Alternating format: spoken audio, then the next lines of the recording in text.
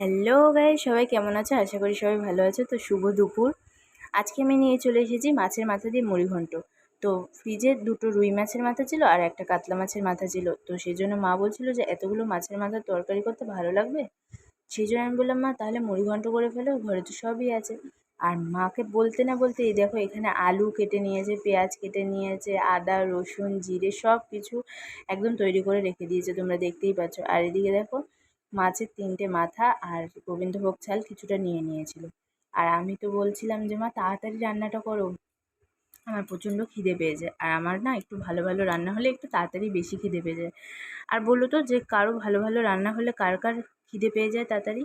আর এদিকে দেখো মাছের মাথা 3টেকে প্রথমে ভালো করে নুন হলুদ দিয়ে মাখিয়ে নিয়ে কিছুক্ষণ রেখে দিয়েছিল, তারপরে গরম তেলে ছেড়ে দিয়েছিল।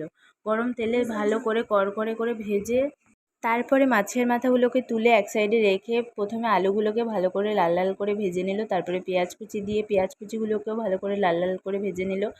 তেজপাতাটা কিন্তু আগে দেওয়া যাবে না, তেজপাতা পরেই দিতে হবে এগুলো ভাজার পরে। এবার কিছুটা টমেটোও দিয়ে দিল ওখানে, যাতে পুরো টমেটোটা কিন্তু পেস্টটা দেয়নি, নাহলে কিন্তু টক টক লাগবে খেতে, বেশি মিষ্টি মিষ্টি লাগবে। তো এইবার ভালো করে লাল লাল করে সব কিছুকে ভাজার পরে আস্তে আস্তে গোবিন্দভোগ চালটা দিয়ে যখনই ভালো করে ভেজে চালটা একটু লাল লাল হয়ে আসবে আর চালটা থেকে সুন্দর একটা সেন্ট বেরোবে, তখন সেই বেটে রাখা মশলাটা দিয়ে দিতে হবে। বেটে রাখা মশলাটা দিয়ে এবার ভালো করে কষাতে হবে। কষিয়ে কষিয়ে ভালো করে নিজে থেকে যখন মশলার থেকে আর ওগুলোর থেকে তেল ছাড়তে শুরু করবে, তখন গরম জল দিয়ে দেবে। আর আমার মানে বেশিরভাগই তরকারিতে গরম জলই ব্যবহার করে। তো দেখো গরম জলটাকে দিয়ে ভালো করে নাড়িয়ে নিয়ে কিছুক্ষণ অপেক্ষা করতে হবে। অপেক্ষা করে পরিমাণ মতো একটু নুন আর একটু চিনি দিয়ে দিতে হবে। চিনিটা দিয়ে যেই ফুটতে শুরু করবে তখন মাছের মাথাগুলোকে আস্তে আস্তে দিয়ে দিতে হবে। দিয়ে বেশ কিছুক্ষণ ঢাকা চাপা রাখতে হবে, কারণ এই চালগুলোকে সিদ্ধ করতে হবে সেই জন্য।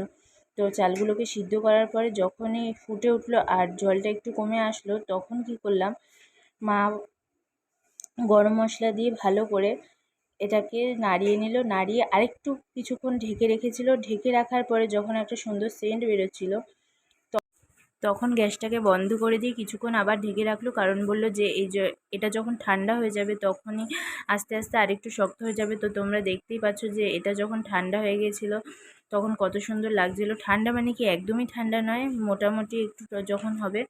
আর দেখো এই যে আমাদের মাছের মাথা দিয়ে মুগ ডাল রেডি। খেতে কিন্তু খুব টেস্টি হয়েছিল। যদি ভালো লাগে অবশ্যই লাইক করো, কমেন্ট করো, সাবস্ক্রাইব করো। ভালো থেকো, সুস্থ থেকো, সাবধানে থেকো।